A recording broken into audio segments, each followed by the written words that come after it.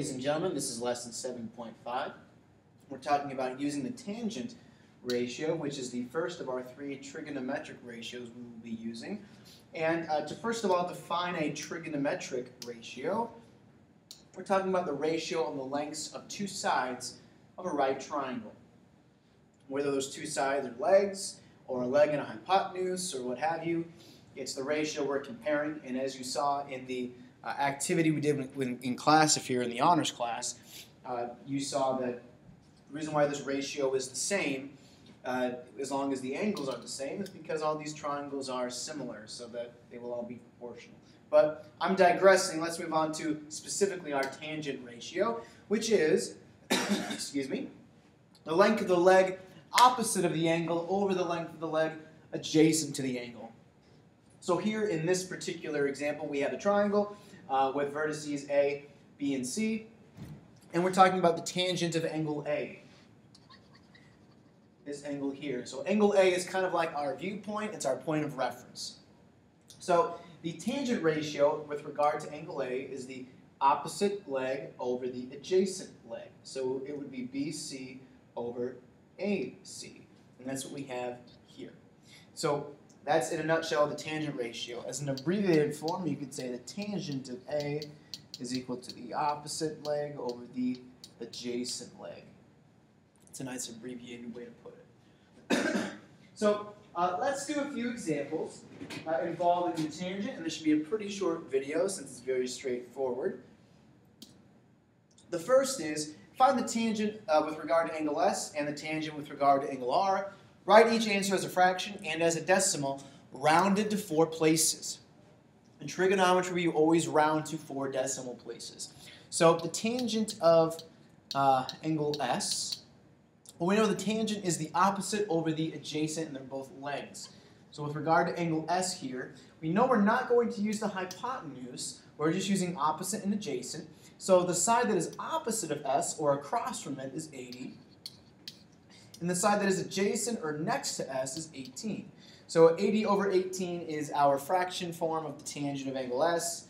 And if we were to take that and write it as a decimal, you can also say 4.4444 because it keeps repeating. And if we were, excuse me, to take the tangent with regard to angle R, so a different point of reference. Well, the side that's across or opposite from angle R is 18. And now 80 is our adjacent side. And if we take 18 and divide by 80, we have a value of 0.225 exactly. So that's a kind of one example of how we identify opposite and adjacent. Remember, opposite means across, adjacent means next to. Let's do one more. Find the tangent of angle J, excuse me, and angle K. So the tangent with regard to angle J, this is our reference. We're not using our hypotenuse, so it's opposite over adjacent. 24 over 32, which is actually exactly 0.75. It ends up being nice. If we took the tangent with regard to angle K, again, we're not using our hypotenuse. We're using angle K as our reference. So opposite of angle K would be 32. Adjacent or next to it would be 24. And that is 1.3 repeating as decimal. Pretty simple stuff. Let's look at a problem where we actually have to find a missing length. Here we're looking for the value of x in this triangle. Well, using any of the methods we have learned before will not be possible. For example, we can't use the Pythagorean theorem here because we only know one side. You need to know 2 sides and find the third one for the Pythagorean theorem to be applicable. This is not a 30-60-90, and this is not a 45-45-90s. We can't use our special right triangles. The only option we can use is to use trigonometry. So to find the value of x, we have an angle here, 32 degrees. Let's see if we can use that as a point of reference and if we have enough information. Well, if I use this, the opposite side is 11 and the adjacent is x. The hypotenuse we're not going to use. So this is just 11 over x. And from here we can end up solving for x. We will put the tangent of 32 over 1 and we can cross multiply. So 1 times 11 is 11.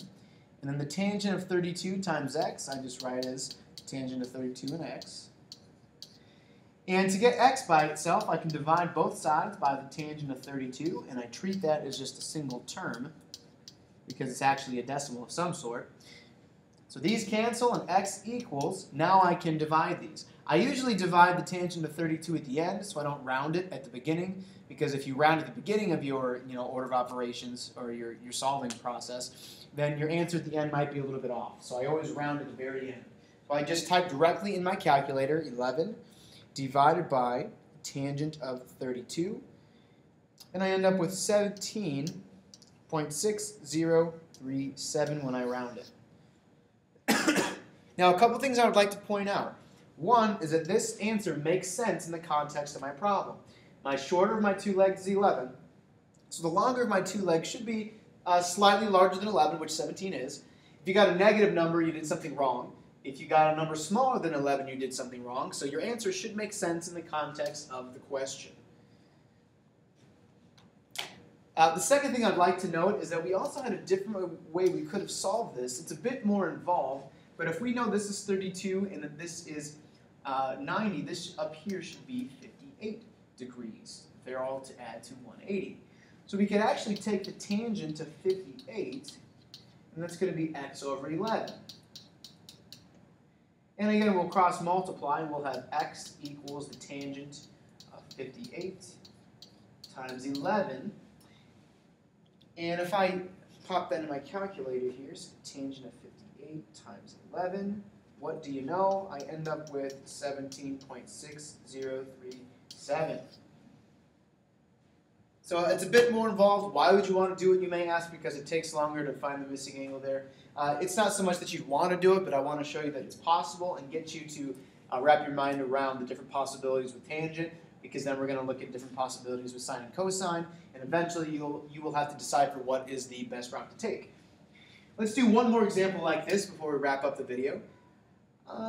Sure. Let's find the height of this lamppost to the nearest inch.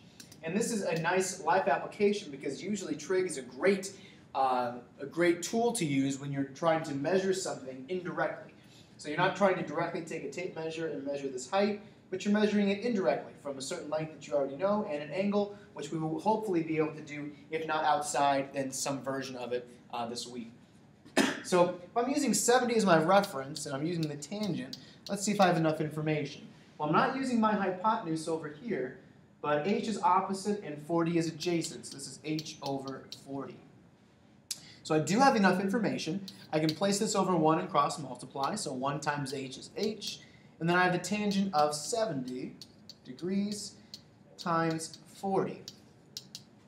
You have to have a scientific calculator to do this. If not, you'll have to use those charts in the back of the book. So you have to look in the back with the long table of trig values. I want to say it's page 925. You can look in your table of contents or look in the back.